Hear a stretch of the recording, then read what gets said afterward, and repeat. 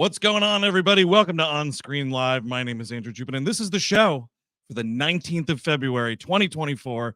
Happy President's Day.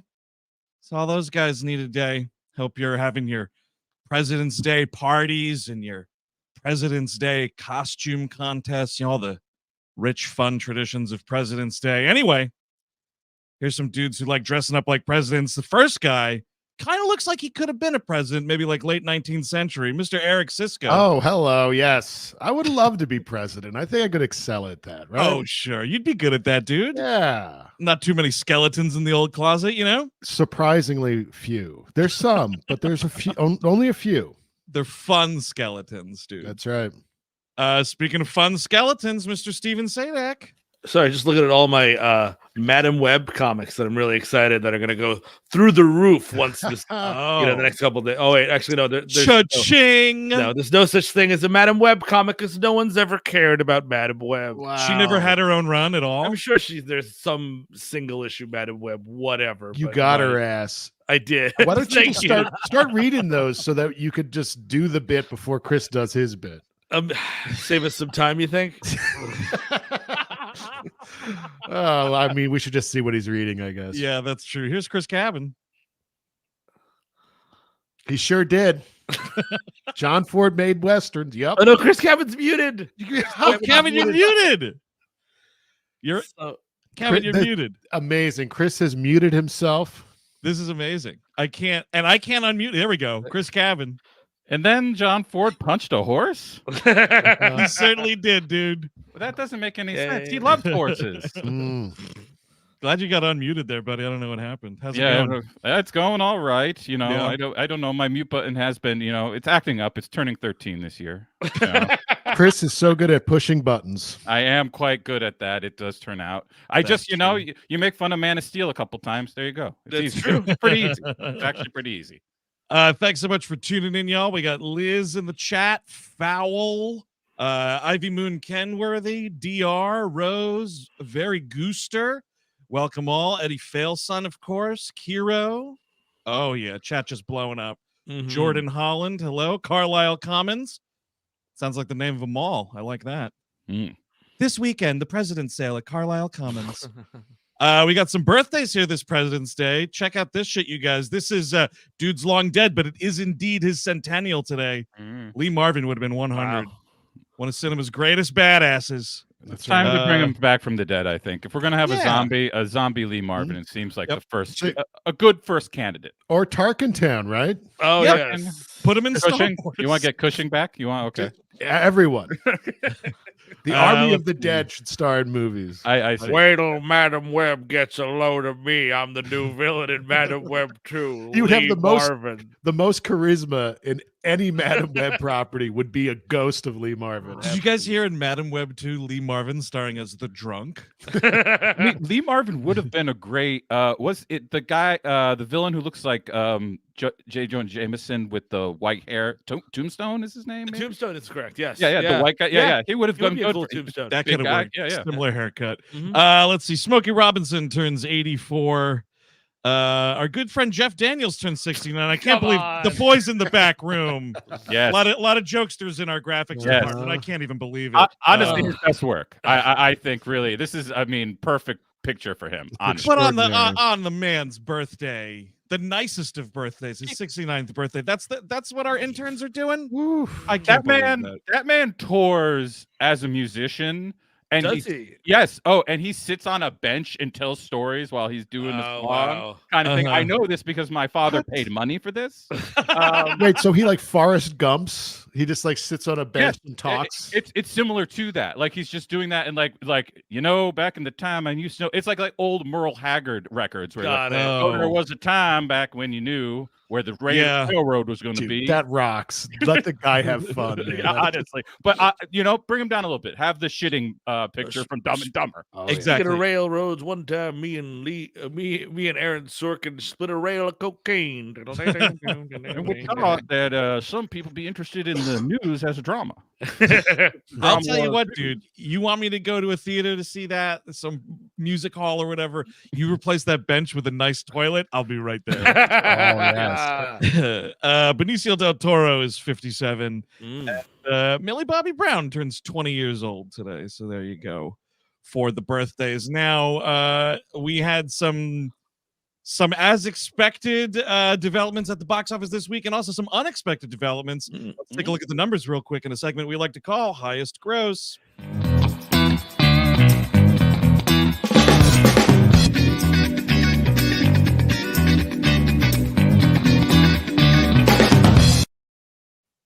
Now, I'll tell you guys this right off the bat. It ain't Easter just yet because Jesus did not rise to the occasion. Oh, no. Nowhere in the top 5 was The Chosen season, Really? whatever the fuck, episodes 4 through 6. Wait. No, it was at 6, as a matter of fact. Oh my God, what's happening, everyone? And you know what? The fans didn't show up. You know, they got used to formula. It was too much. It's much like Marvel. We're seeing just a breakdown of the system. Yeah. Three seasons in, you can't hold it. It's so sad. But also what's sad is this entire list. My God. Yeah, it's brutal. So here we go at number 5 in its 10th week at the box office. My goodness gracious, Wonka racking another 4.4 mil. One of the highest grossing movies of all time now, probably, right? Well, because they positioned it against all this January horse shit. You know what I mean? Like you put it out during Christmas, but you like, hold on, January's coming, and then now it's a nice looking kids movie. Like, it's not animation. It gives you some variety. Like, I see where this happened. I was just shocked at, like, everybody saw the trailer and was like, fuck this. Like, universally, fuck this. And Right. Yeah. Nobody nobody imagined all the parents that would just drag their kids to this shit. No, and especially now, dude, because also this is tied in right with number 4, fucking Migration. There's no family programming at the box office that's new. So you got this little guy, you know, these fucking birds are flying around on fucking Peacock streaming, you know, and they're still here raking in $5 million in its 9th week at the box office. Yeah, putting Jesus to shame, these little birds are. Keeping that guy in the fucking ground, dude.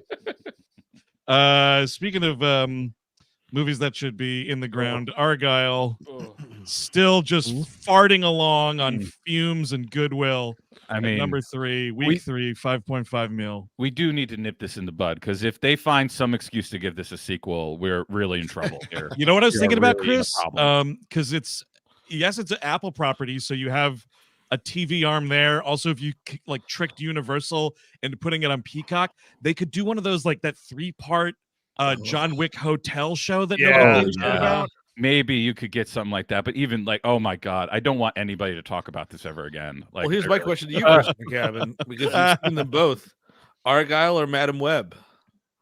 You know, I was thinking about this, and there's a difference. It depends on what you prefer in the bad emotion tray. Do you prefer being confused, or do you prefer being annoyed? Those are two very different. Wait, which is which? Madam Web is the confusing one.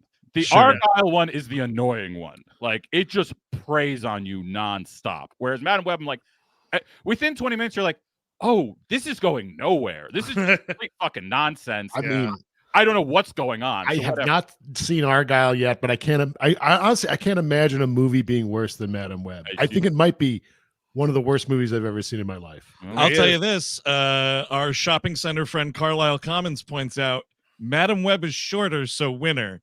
That's a very fair argument. Yep. As far as if you're like how fast you're trying to get out the fucking theater, the runtime might have something to do with it.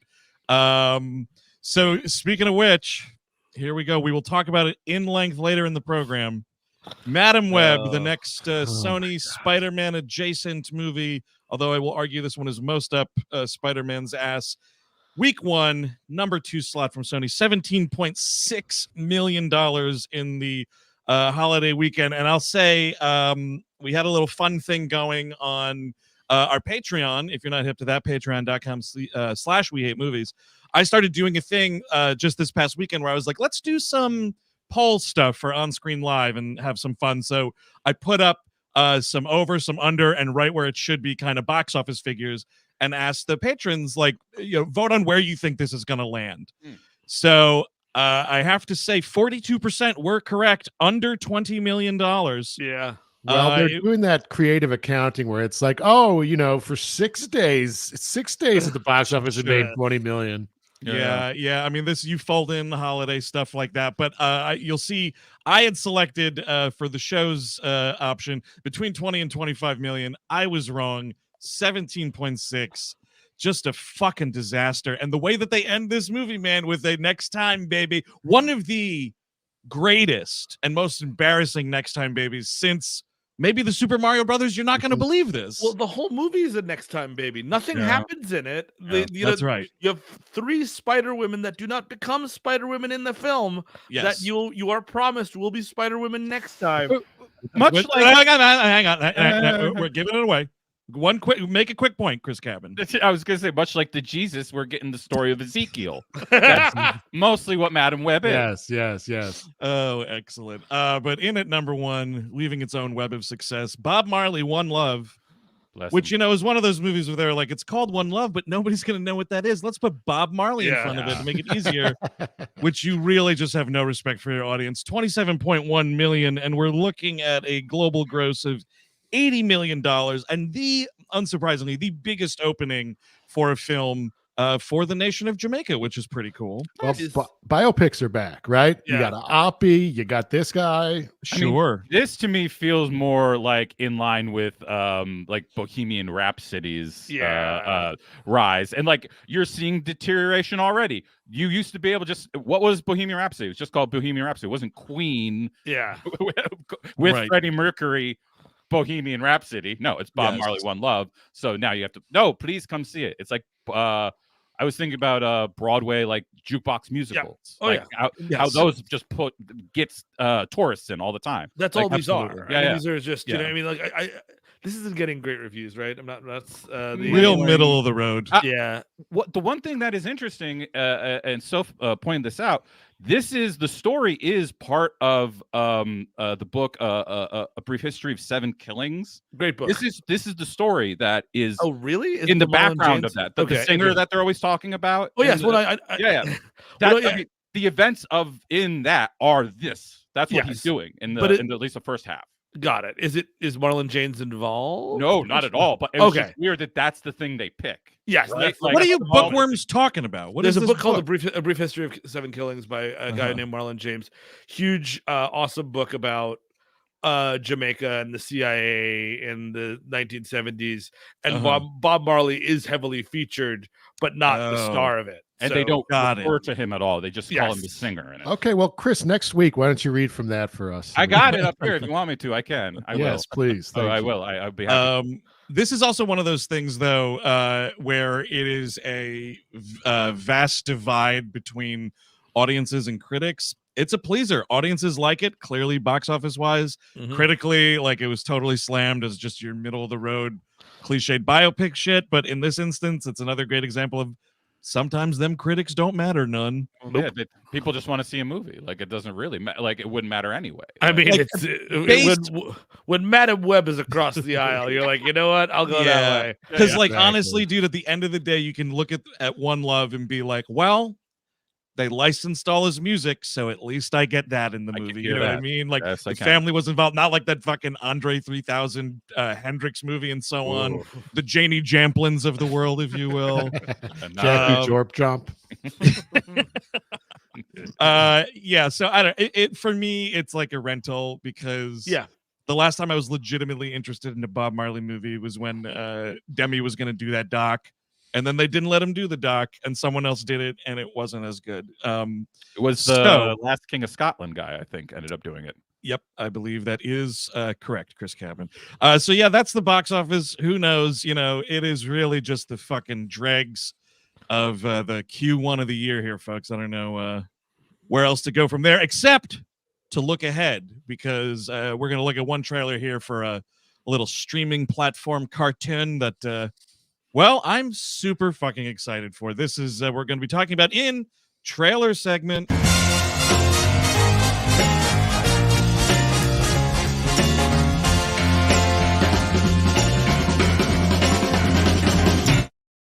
Wait a second, but we just did trailer segments. Oh, wait, I'm seeing the future very momentarily ahead of me and then reliving that scene again. Man, the specter of Madam Web just is held over this whole episode. But yes, this is X-Men 97, the new cartoon reboot that's coming to Disney Plus later this year. I forgot that this was going to be a thing. Yes. And then when this Me came out, I too. was like, hello. Gotta say, I'm pretty stoked. Did anybody watch this yet? I did, and I'll mention my one major problem with it, which is Steve Sadak. who did we get to voice Wolverine? I mean, he only has one line. They might be hiding him because the voice is so bad, or maybe that guy just like had a frog in his throat for that delivery. It could be, Steve, I'll tell you this though, dude. Let's just be thankful it's not fucking Chris Pratt. Okay, true. like it appears as if these are just voice actors in this. I didn't look up the full list, but there's at least not like an A-list celebrity doing Jean Grey or some shit. I think. I don't know. Look that up. That would be hopeful. But anyway, so here we go. This is a cartoon reboot of a show lots of us loved as kids on Fox afternoons. Riding that fucking bus home, man, just waiting to watch X-Men. Oh, yeah. So here we go. This is Marvel Animation's X-Men 97. We got the trailer pulled up here. It is in the show information below if folks want to watch along at home. Just a quick little teaser trailer, I think, here. But you guys ready to check this out? Yeah. All right. 3, 2, 1, go. We're really leaning to the nostalgia. Oh, yeah. It's interior, a loser's living room. Hey, remember when you had a shitty TV? It's kind of like that. I was this loser in the living room.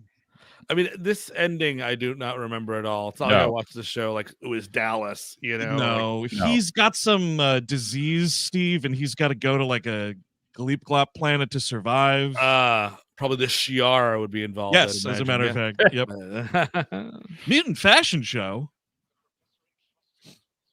Oh, yeah, look at all these memorials. Fucking I appreciate funerals. that photo of him with his handsome blanket over his legs. Yeah. Very FDR. Yeah, I mean, I'm liking this animation. I'll tell you right now.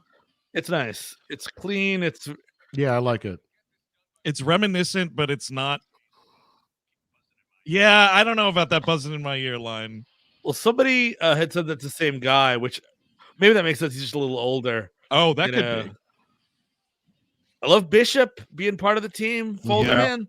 Yeah. And honestly, the music of this is just yeah. This is awesome. Look at this. Charging up the fucking claws. Oh, that's cool.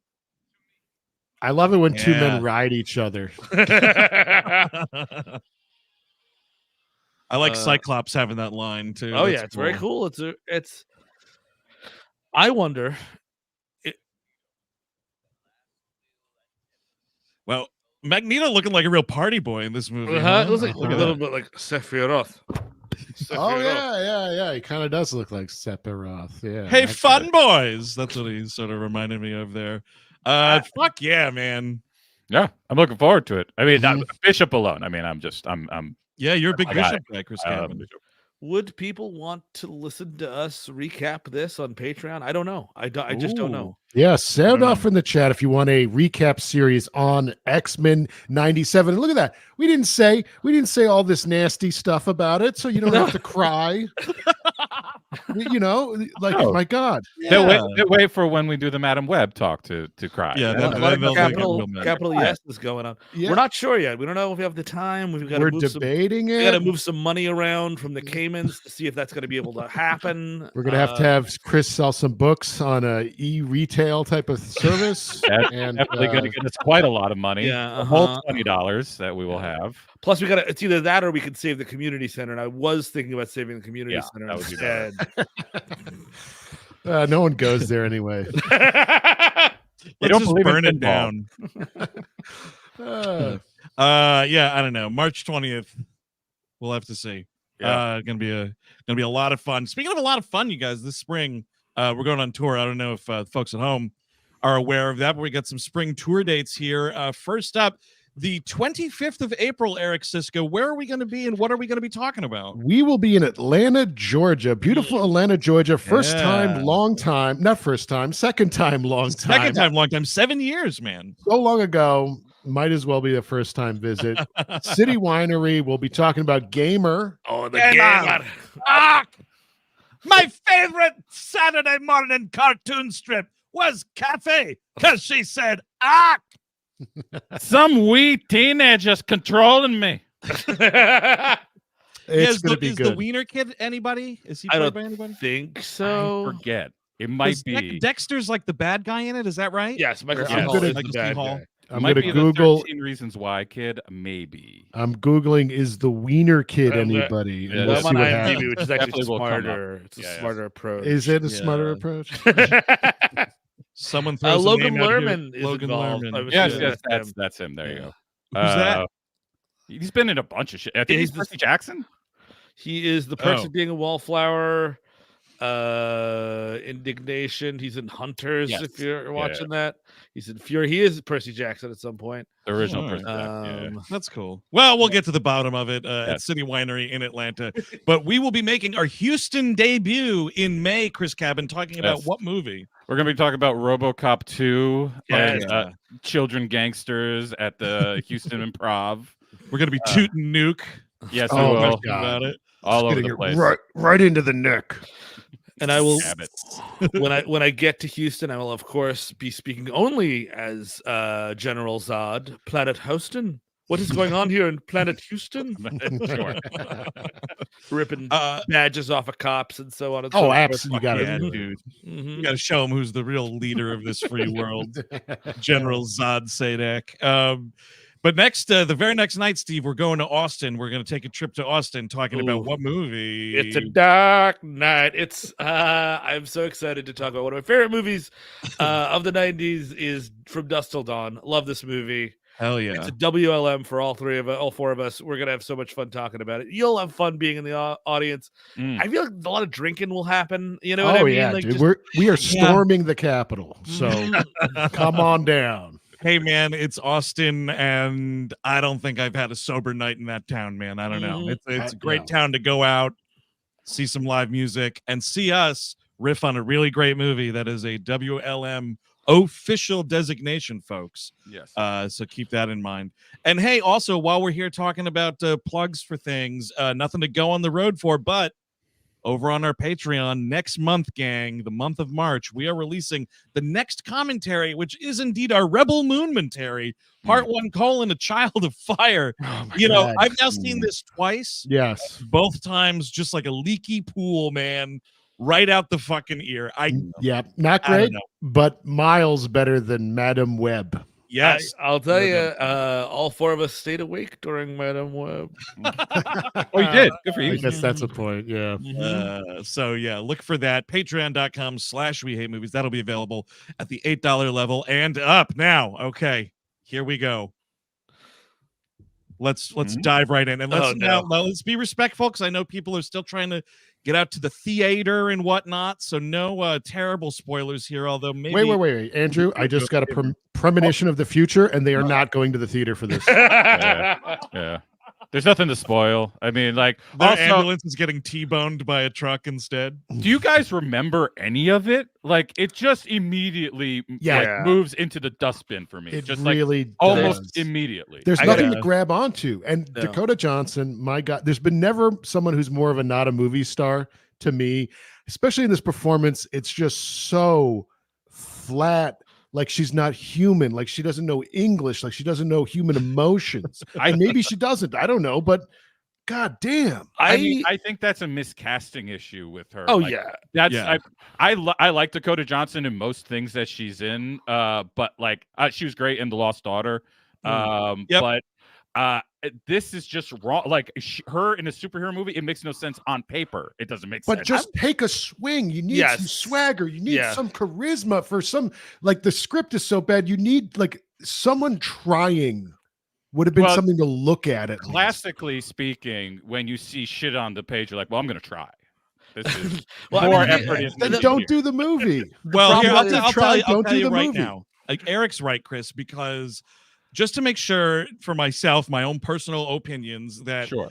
of all of these Spider-Man sidecar movies that we've had, I wanted to make sure that I liked this one the least. So the one that I was deficient on, that second Venom movie, Let There Be Carnage. yeah. I went and watched it last night. And yes, while not good, pretty much everyone in that movie is up for it. And there's no way you read that script and go, oh, hell yeah, it's great. You know exactly what you're like, what level you're playing on, and you adapt accordingly. Like Michelle Williams in that movie, she's a fucking pro, man. She knows exactly the fact that she's in a Venom sequel, okay? And she rises to the occasion because she's a fucking professional. Even someone like Woody Harrelson, which is a dumb role in the movie, but like, I can watch him. I can gleam onto him, you know, doing stuff. Well, when I mean, like, I think it's just overstuffed with characters, and it doesn't give anyone really room to breathe. I mean, that there's that scene when the 3 Spider Women are not trapped, or are left on the side of the road by Dakota Johnson because she's got to do some stuff. And in the woods, the woods, and just looking at it and just looking at them talk to each other, dead-eyed at one another. And again, I think that all 3 of them are fine actresses. I think Sydney Sweeney is great in the Reality Winner movie. And still got to see it. I will say, just to interrupt you for 2 seconds, Steve, so I can just not a public apology, but just like, I've been saying stuff. I watched Sydney Sweeney and she feels like sentient cardboard. And for most of that, it is still true. I haven't seen Winner. I will say, I think she's trying in this movie a little bit. She's given nothing.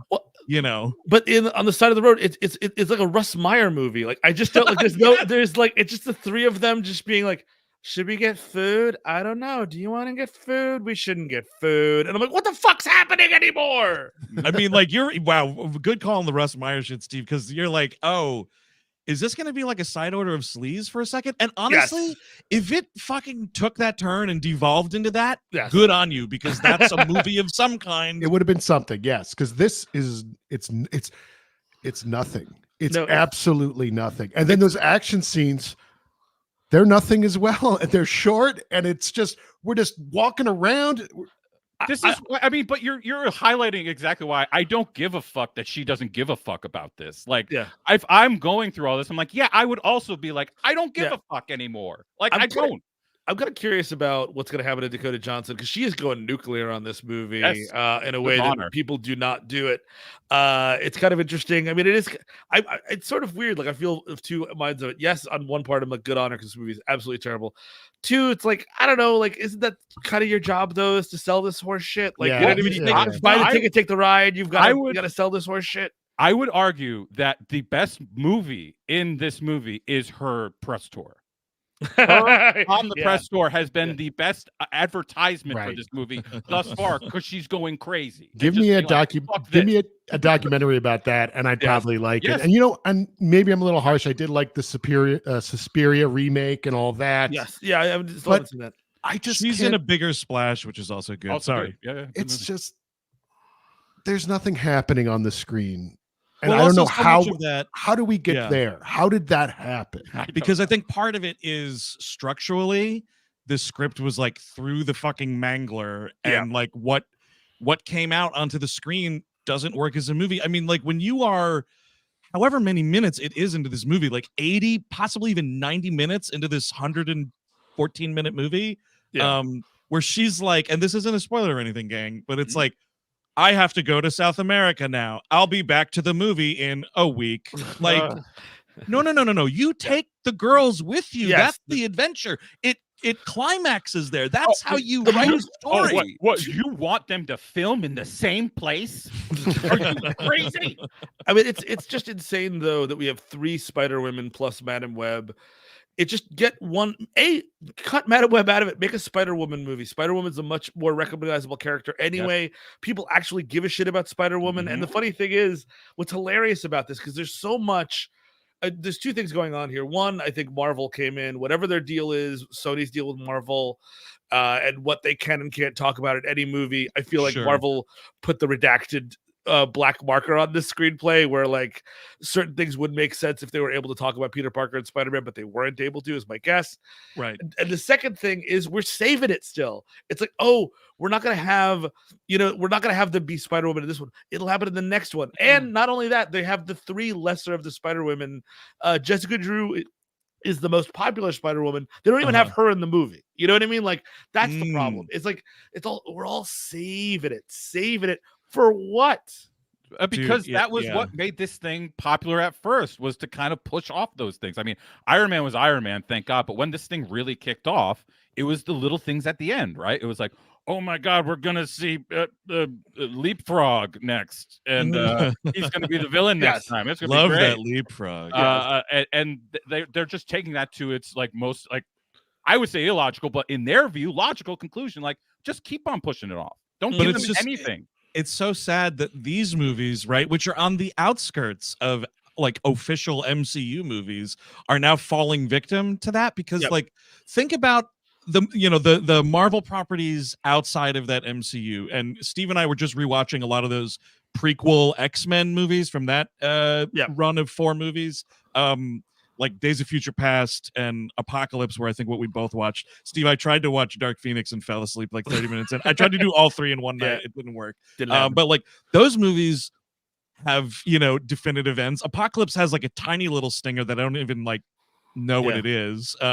Essex Corporation. Is that Mr. Sinister? That's Mr. Sinister. That never happened. Yeah. So like, that shit's going on. And, then like, whatever, like Blade, and even like the first Venom movie, I don't think well, they do have the, I guess, Carnage setup, but like that, it's separate from the movie. Like, I'm talking about this, where it's like the see you next time stuff is integral to the plot of the movie, is so disastrous. Like, first of all, like, concentrate on having a complete story told. Yes. After that, whatever you want to put in 30 seconds after the credits start, knock yourself out. Like those X-Men prequels or whatever, you could say what you want about them, Apocalypse, whatever, but something happens. Something you can look at. This, they're walking around the woods. She steals a taxi. Very like passively stealing a taxi. I don't. No, you told her there's no action. There's it's not an action movie, which is actually would be almost interesting if it wasn't an action movie and they flipped it and made it something else. Made it a romantic comedy. Made it a drama. Made it a psychological thriller. You got to lean in some direction. Yes, you can't just have nothing. It just feels like an action movie where the action scenes were cut. You know, Sony, do a tax write-off. Some of these, just delete them. Honestly, Batwoman or Batgirl got thrown in the garbage, but this was released. Another thing, specifically because Days of Future Past, I think, is an immaculately put together X-Men movie. It's fun as fuck. It feels like those big annual event comic book runs that they would do. Everybody knows exactly where they need to be, but most importantly, you've got Peter the God Dinklage playing Trask in that movie, and it's a fucking villain with a clear, memorable performance and a clear idea of what his scheme is and his motivations behind said scheme and so on.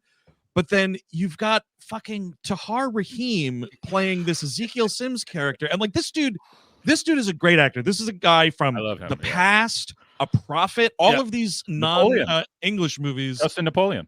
Oh, was he Napoleon? I didn't catch that yet. Right in the beginning, he's his buddy right before he takes over. But like, this guy is a real actor, and like, he's dubbed in this movie, and the dub is terrible. And you're sitting there like, is this intentionally bad? Is this supposed to feel like a weird late 70s grindhouse dub? Like, what is happening with this guy? Eric, do you remember the movie Exterminator City that we watched that time with Jen? Oh, yes, which is a movie about killer robots in the future that is kind of intercut with pornography, if I'm not mistaken. It's not a real movie, but real sleazy stuff. But the one robot, which is always stuck in my head, has this like, it's a British guy doing a Southern accent as a robot.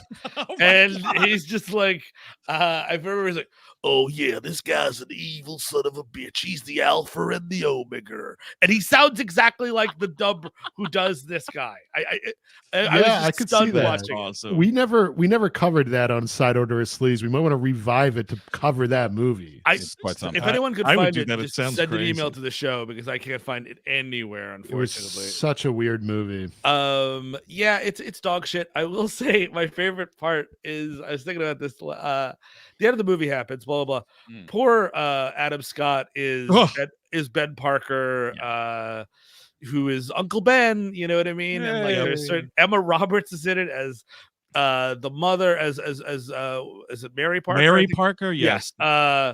And like, there's clearly other screenplays where those characters actually mattered, and in this one they don't. Yep. At the end of the movie, Peter Parker is born. We don't say Peter ever. There's a hilarious thing when you bring Clairvoyant to his baby shower and like, can anyone guess what the name's going to be? And again, you would think super clairvoyant lady would be like, oh, it's Peter Parker, but we can't say it. Yep. So at the end of the movie, she's like, Madam Web has all of her powers, and she's like, spoiler alert, by the way. And she's like, oh, I think Sydney Sweeney's like, oh, Ben called. He's loving being an uncle. There's no responsibility and all the fun. And she's like, well, that's what he thinks, she says playfully. Yep. What she's talking about is she's seeing the future wherein his mother is murdered as along with the father. And she's like, ooh, now he has to raise that person. Oh, you know what? He's also going to get shot in the chest outside of an amateur wrestling contest. Tee-hee. See, it is, dude, it's like side smirk she gives because she's like blind at this point. So Yes. they have like the beads around. And I was like, that's your friend. Yeah. And that's your reaction? Like you fucking foretold that dude's brutal death, and you're like, wait till you see what he's in for. I mean, I will say I'm very happy that I didn't get like, I don't know, Jenna Ortega as a young Aunt May. Yeah. Like something like that would have really yes. thrown me off, because like Marissa Tomei's young enough, like it just looks Yes. weird. Like I don't know. Well, that's the dumbass thing of this, and I feel this is a friggin' Disney Marvel Studios note. Like, you want to do this whole thing? Fine, it's set in 2003 because that's believable for when Tom Holland could have been born. Which is, and they do nothing with it. Nothing. They drive by a Blockbuster, and Yep. there's like zero other cultural signifiers in it. We were talking on the text chain. Steve, you mentioned the guy on the train, like, oh, New York is crazy or whatever. I mean, 9/11 just happened. Yeah. We are in war with Iraq, and no one Nothing. It's like nothing happened. You have They're a scene. EMTs, they're firefighters. Like, Yes, there's that fucking cookout at Mike Epps' house or whatever, or whoever's fucking house it is, and it's all these New York City EMTs and firefighters cooking burgers and drinking beers, and I'm like, it's 2003. Yeah. Someone is talking about the towers. If you're gonna do that, like, that shit is just so wrong. And Yes. like, I guess like you could see them making the argument like we didn't want to bring down whatever, but like, no one's being brought up by anything with this miserable movie anyway, so make it period appropriate. We were all talking about the towers still. Don't worry about it. Well, I mean, I think we're seeing the end result of like production turning more into, like we've always talked about, this all becoming more like TV. Like what happens with TV, you roll with it. So every new you do have script changes that happen in the middle of production, and you just roll with it. But like, because it's a movie and it's structured this way and it's supposed to be one big unifying thing, it doesn't work. You just keep on jagging things together, cutting and pasting in the wrong place. And like everything just no character gets through. It just becomes this thing of setup, and that's it. Especially when you're talking about a character that doesn't have a background, that doesn't have a fan base. You know what I mean? Like, literally, that they sat in a boardroom and they're like, I don't know, Black Cat, no. Madam Web, ooh, what's her deal? Like, that's all that happened here. It's like, what do we have the rights to? How do we make the movies? How do we hold? Because I think it's got to be something about holding on to the rights too. It's like, you have to make a certain amount of movies to be able to hold on to these rights. So like, let's just rush Madam Web, whatever the fuck that is, and let's into take theaters. All those characters and all these future Spider Women or whatever that we don't really even see in the film, and they all have to get to Poughkeepsie for some reason. Let's not address it. Let's not say why. I mean, I think they do say for Cassandra Webb has to go up there, but everyone else is just on the Metro North train to Poughkeepsie. No, it's just not something you find yourself on. Those three girls are fucking afterthoughts, and it's a real shame because it's like three entire characters that are like in this movie. Just and make nothing. it one, condense it to one, and then like it's like, oh man, Cassie has to protect this one girl who actually has like lines and stuff and emotions that she can actually express to Cassie, and now we have a dialogue. What's funny is this sounds like exactly what they were trying to turn Blade into, right? Yes. Oh, Blade's thing was they were trying to introduce three young like vampire killers that would be like Blade's backup team, and that we would eventually turn it into their movie ultimately.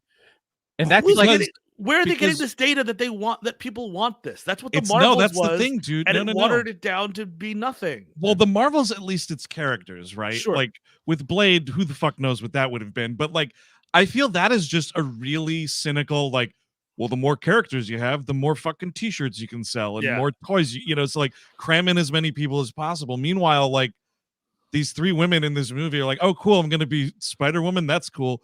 Oh, wait, what's happening with the rewrites?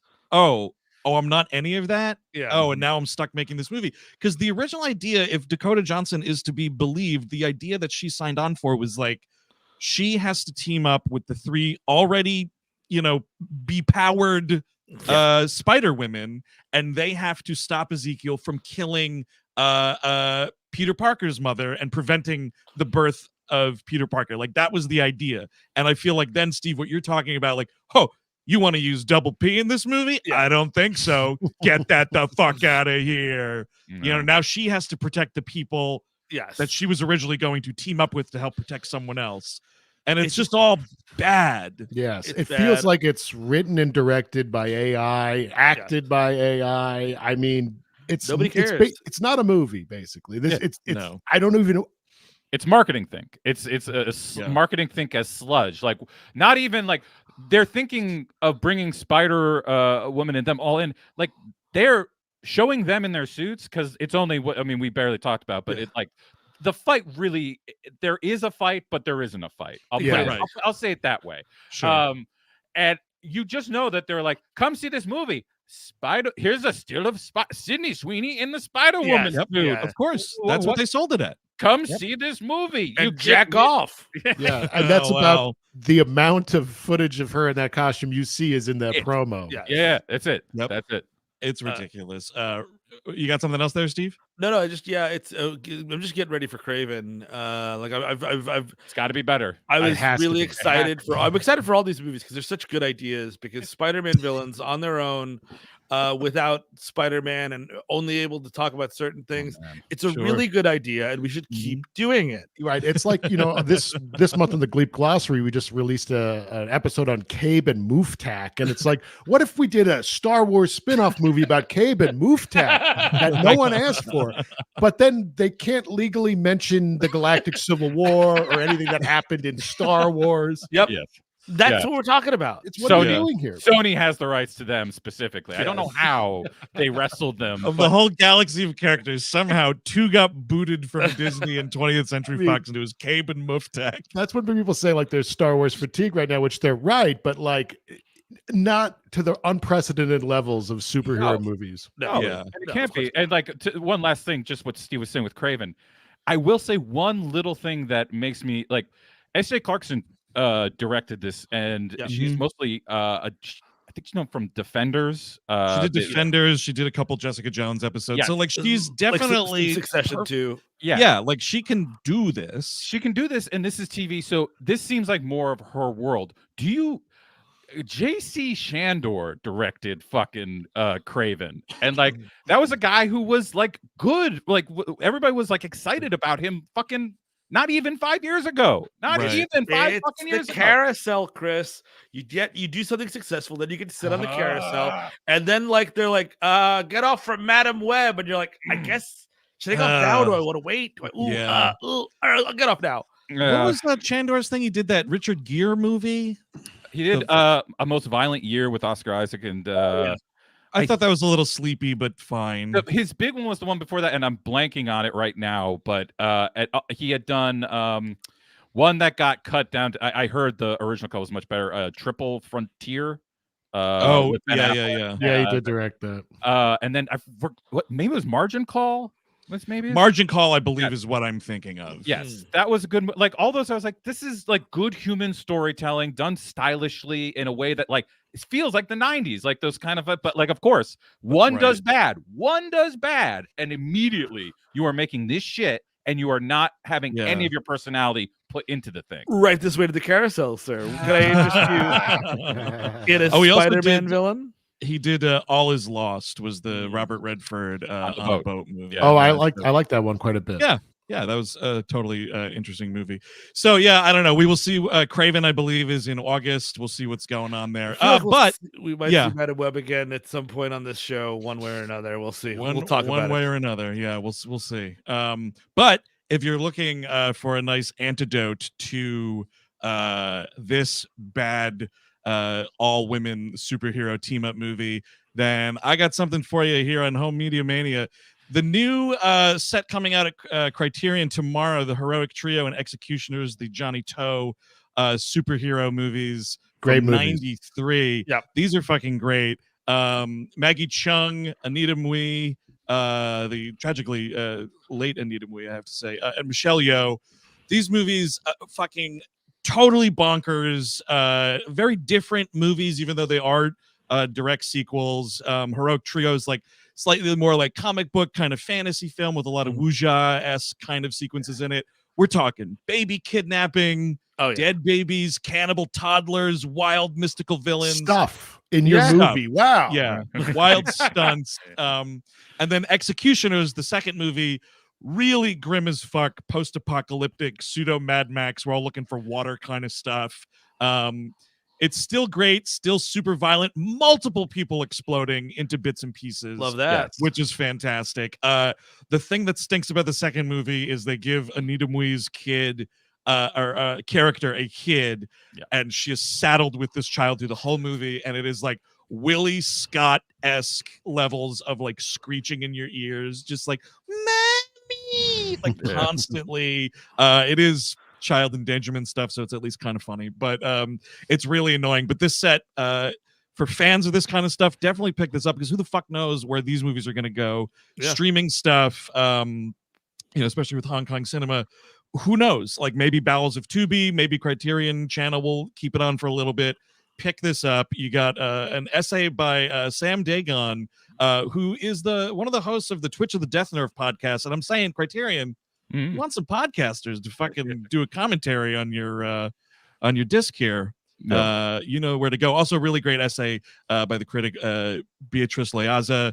Really interesting read. This is Alice X Zhang did the cover art for it. It's just a beautiful, beautiful set, and you can pick it up starting tomorrow. It's in 4K and it's in regular Blu-ray. Massive hardcore recommend for that. Man, Criterion has just been doing the Lord's work with Johnny. Like, I think they did actually take that article in the New York Times somewhat seriously, and we're like, look, we got to do something here. We got to get into some more interesting places for cinema, not just do the art house like everybody knows. Like, Johnny Toe. They also put out Throwdown, which is an incredible movie that he made. So I really, my hat's off to them with this stuff. Yeah, no, it's super great. Okay, hey gang. The moment we've all been waiting for, the listener request month drawing. Here it comes. Oh, wait. I'm seeing it. We're going to be doing the drawing. Okay. Your power is getting less powerful as the show goes on. Just like the movie. Somehow, a hat with a bunch of paper gun in my hands. How is that? Eric, how did you... What? Madam Eric. I just have Madam Eric. Now we're talking. Ever since I fell off that goddamn bridge, and then my mom had a spider shot in her belly. When she was researching spiders in South America in the 1970s, right before she died. Are we doing WHM first? The WHM eps are first, and they we counted right. There's only 4 Tuesdays in March. Oh boy, better check that. I'm pretty sure I double checked it. Double checking it. Yeah, sure. Or else someone's just drawing twice. That's no, there it is. It's 4 Tuesdays of March. All right, excellent. So Steve Sadek, why don't you kick us off now? For folks at home, if you're unfamiliar, every March for the past who knows how long we've been doing this show, we turn the programming over to you all, the listeners and viewers at home, and you get to tell us what to watch for We Hate Movies, Prime, We Love Movies, Animation Damnation, The Nexus, and the Gleep Glossary. So we have, first of all, to thank the hundreds, if not at least a couple thou people writing in, calling in. You know, it's a lot for Chris and Steve to go through, but it's also a lot for you guys to drum up something, work up the moxie to call in, make a good phone call out of it. So big thanks to everyone for participating, because if you didn't, it would just be another month. We'd just be doing another shit. So now, Steve Sadek, why don't you kick us off with the first We Hate Movies episode? And also, we should say, with these 4 that we're going to pick, it's not necessarily going to be in the order of selection. We got to see what the titles are and how they line up and everything. So these 4 will be the 4 Tuesday releases in March. Order may vary. So my Knicks hat. Yeah, I do want to thank just because I did listen to the calls, everybody always adds a nice little thing like, "Oh, I've been listening to you guys for X amount of years, and you got me through this, you got me through that." It's very sweet. I appreciate everybody that calls in. Big time. And Yeah. here it comes. Come on, buddy. Big First one. one. Oh Big boy. one. Here it is. Here it is. Here it is. Whatever it is, it's what it's going to be. Uh-oh. It is. Uh-oh. Oh, what it You got is? two? No, I got one. It is a Night Game, a Roy Scheider slasher movie. Oh. That's Oh, Ooh. yeah, is yeah. my I've heard of this. understanding of it. Yeah, baseball. It's Anybody familiar A with killer Night Game? who times his murders to night games of the local baseball. Excellent. I love Oh, this. Yes. I love this. 1989. Let's see. IMDb says a Texas police detective ties pitcher strikes to a serial throat slasher. This I is like- exciting. Lane Smith is in this movie. Mhm. Oh yeah, I'm the throat slasher. The poster looks really cool. Paul Mhm. Gleason. Yeah. It's got a good cast. So Oh, I've never seen yeah. this movie. Not think any of us have. I have not either. I'm quite excited. Just give Night Game a spin. So thank you. Oh, how about this? So this guy, the movie was directed by a fella named Peter Masterson. He kicked off 2018, rest in peace. But this guy also did a bit of acting. He's the clinic director in The Exorcist when she's sitting at that big square table and he's like, Oh, have yeah. you thought about exorcism? Oh, all right. That's that dude. He was also in Stepford Wives and The Heat of the Night, bunch of stuff. Nice. But he directed this movie. That's pretty cool. All right, I'm excited for Night Game. Is that what it's called? I Yes, forgot it is Yeah, called Night Night Game. Night Game. From 1989. There we go. All right, Chris Cabin, why don't you go up next? Sure. I got my American Cinematheque hat here. All right. Here we go. Okay. Oh boy. Okay, wait. All right. Here we go. My heart is in my throat. All right. Uh-oh. Yeah. Uh-oh. All right. What we got here?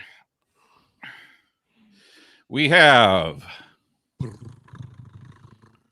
Oh boy, Indecent Proposal. Oh yes. I like that. A big one. Robert Redford Cooks, Woody Harrelson. Finally, Oh, We're man. getting to it. Speaking of Woody, Finally. I think that'll be a fun little That one will episode. be. the Holy wife is sleazy. Demi Moore. Is that It right? is Demi Moore. Yeah. I've never seen it, guys. I'll tell you. Oh man, like the movie. Because it's again one of those movies that just like permeated. Oh, I saw it Pop with my culture. parents when I was a child. No. Yes. And I was like, Mom, you'd do it, right? Yeah. That's what. You'd do it. You would have to. You would roll on the Yeah. bed. Come on, say you would roll around in the money, Mom. Tell me. That's what got Demi Moore outed by the Swans and Truman Capote. You had sex with Robert Redford for $1 million. Is that what you did? Have sex with him? Oh, I'd like to think that you valued yourself at a little more than $1 million. yeah, I'll be doing that for an hour. Hell yeah. Hell yeah. Oh, jeez, well- babe. Did you see Indecent Proposal? What a shame. I wonder. So is $1 million for sex, or did he get to get blowjob as well? Don't count out hand stuff, you see. I love this classic new character, Truman Capote. Yeah. So is it? Am I up next? Yeah, sure. Go Yeah. for it. I've got my Hello Deli hats. Mm. Okay. Ooh, had a bunch of fun lunches there over the years, of course. I did. The turkey cubana was excellent. I wonder what Rupert G's up to these days, dude. Did it close? I think it's closed or they're closing. I don't know what the deal is. Letterman should pay him to live on his property and just make him sandwiches. Oh, wait, we got something. We got something from the aughts, fellas. Oh boy. Uh-oh. Rollerball 2002. Oh wow! Okay, Chris Ooh. Klein classic, I Yes. believe. Pair it with the original and spot the differences. Quite a lot. Quite a lot of Um, differences there.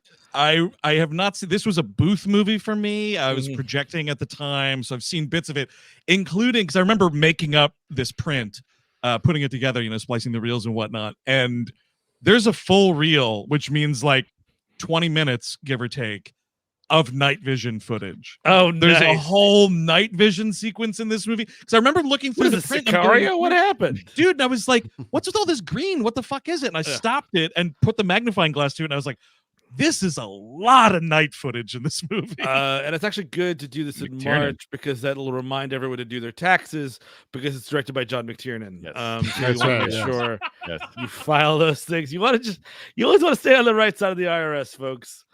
That's important. something they're never going to get me on, of course, is taxes. Well, of course, Uh, honestly, yeah. though, maybe we should go, considering all the controversies and blowups we've had with actors and directors, Yeah. maybe we move back to the tax problems. Maybe that's Yeah, that's a good better. point. Not, you know what? Honestly, it's, taking it on yourself then at least. Who knows? Because what we used man- to, you're right, Chris. We used to have large personalities that would just ignore the law. Yeah, and that's better. because they were artists. for financial stuff, that's fine. It's Yeah, just not, right. it's this new breed that I'm not liking at all. I got to say, not my thing. All right. So I think now it's down to me. Mhm. The last Yes, one. sir. My little beanie here. My gray beanie. Okay. Shake it up. All We're right. hoping Here we for go. problem child here, folks. Oh, yeah. We're gunning for some problem child here, Been a while since we've had some Gilbert on the show. Oh, You know what I oh. mean? and it's All a right. thick slab of it. All right. Let's see. Let's make sure I pull out one here. Got one. Oh boy. Hey, Eric. Oh, Eric. Uh-oh. Happy early birthday, my Zapruder friend. film. Young Einstein, dude. Wow. no. Oh, wow. That's a nice diverse crew we got Yes. going here for the That month. Young Einstein, it's a recommend, folks. Okay, all right. Yes, there is a cat being put into a pie. You didn't see wrong. It's a story about a man who puts the bubbles into beer, you see. Oh man, yes. I love Albert Einstein in both Oppenheimer and Young Einstein. Does he welcome to the comically show. drop his hat? Welcome to the show, Yahoo Serious. Right? Boy, did we Sure. destroy the whale? To what? What did we do? Was that us doing destroy the whale? Crikey, you're gonna knock the atmosphere. Are you saying if we put bubbles into beer, we might start a chain reaction that carbonates the atmosphere? No, yeah. This is my friend here. He likes trees. He thinks trees are life structures. He likes them. What do you want, Oppie? We'll talk about trees here. Crikey, me hat fell off. Yes, dude. This is quite a lineup. I can't believe how different each one is. Yes, thankfully. Sometimes you get that it's like three sleazy crime things and then a comedy or whatever. This is a nice. We're skipping decades. We're doing all Yeah. sorts of great Jumping shit here. genres. That's right. So those are the WHMs. Now we got the Patreon stuff to get through here, of course. So we'll go. Animation Damnation. Yes, do it up, dude. My second Knicks hat, FYI. Don't worry about it. I wouldn't worry about it too much. Here we go. We're doing this. And finally, I'm just going to grab this one and see what it is. What do we got? Oh, there was a lot. I was surprised how many people called in or wrote in for Brave Star. Wow, Brave nice. Star. Brave It's been a Star, while. Thistledown 1, 2, 3, whatever that is. I don't know. Don't know what that means. Oh, it's a very long title. I did that. It's the taking of Thistledown. It's a I see. Oh, Well, I'm Brave Star excited. is he's like a Native American sci-fi space. superhero. Mm-hmm. And there's like a weird I think his horseman that hangs yeah, around with his him. horse Yeah. talks to him. Mhm. Yeah, Oh fuck yeah! I could get into it. Yeah. That's gonna be ridiculous. Did we I'm do excited it on the for that. show before, or do we? We not? did, yeah. Okay, I we believe have. there's a. Alright. I We believe definitely there's a did. Brave Star animation damnation where Justin J. Case may have popped Oh, on interesting. Oh, maybe I that's like for some that. reason. Yeah, no, we definitely have done Brave Star. I think just the once though. Always but- fun to go back. Yeah. Oh, totally. So let's see. We want to do Gleep Glossary then. Let's do the Gleep glossary. Look at this transparency. Look at that. Oh yeah. See, we're not fooling. We're doing it.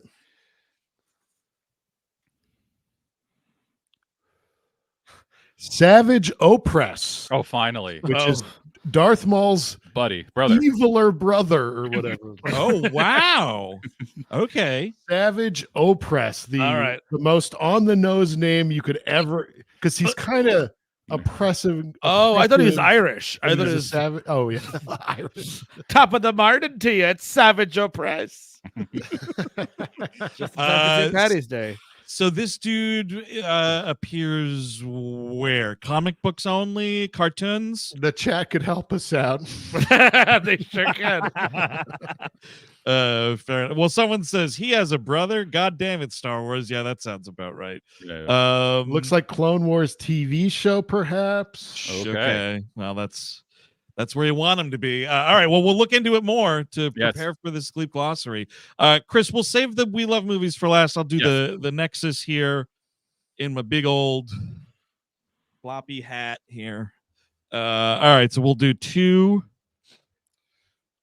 We'll mix it up here. Yeah, I love it. Love to know what's going to happen here. And now we've also got Brave New Worlds is in there, right? Or not Brave New Worlds. Strange New Worlds is in here, which is very exciting. There was a lot of requests for one particular episode. We'll see what happens. But yes, we left, good call, Steve. We left TOS off this year, of course, because we only have a few episodes left, and we're going to ease out to that with the regularly scheduled programming. Okay, first one up. Make sure I only got one little slip of paper here. This one is a Star Trek Voyager episode called The Thaw. Okay. Gets requested all the time. That's a big one. Don't know what it is, but I'm excited. Anyone in the chat know what The Thaw is? I'm hoping a Thing riff. That sounds right. Yeah, that'd be nice. Oh, that could be. All right, let's see. We'll wave around here. Someone asks, please be the one where Beverly fucks a ghost. I know. I want Sub Rosa too. There's no guarantees here. Requested all the time.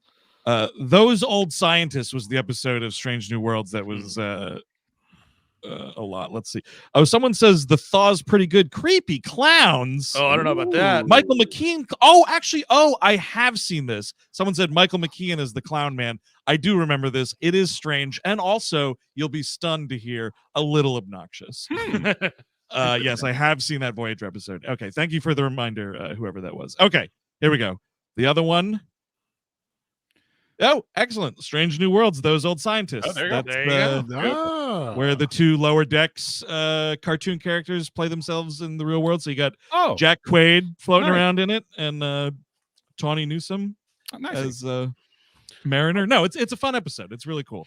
Kind of a good one for you guys to watch since you don't really watch Strange New Worlds. It's a fun one. Okay, Chris Cabin, here we go. Got it. Okay, got my Truanon hat here, and we're gonna get my thing here. All right, here we go.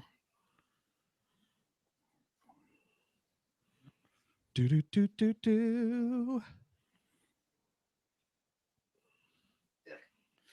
All right, folks, we are going to be doing. Oh, finally, Jesus! We've been, and this got requested fucking 100 times. The Fugitive. Oh, yes. Cool. Yeah, nice, dude. Love that one. Long overdue. Finally. Hell yeah, big one. All the quotes will finally make sense. Yes. That old Albanian lady's house gets raided. It's fantastic. I thought she was Polish. Isn't she Polish? Yeah, what are you bringing my baby? What are you bringing? what are you doing with my baby? What was that? Your baby's a drug dealer, lady. Yeah. Dude, Eric, you saying that with that shirt, that mustache, and that hat on is quite perfect. You're about to go out and make America great again, dude. We're storming the Capitol, Austin, Texas, May 15th. That's right. We are May 15th. We will be there. Anyway, so this is great. I'm super excited for this, but that is going to wrap up this week's On Screen, of course. Again, just real quick, thank you to everyone who requested stuff. This is going to be one hell of a March, I have to say, fellas. I'm pretty excited about it. Yeah. But that's going to do it. We hope you have a great week, as always. And next Monday, we'll see you back here at noon Eastern on Screen Live. Until then, I've been Andrew Jupin. Steven Sadak. Eric Siska. Chris Cabin. Bye-bye, y'all.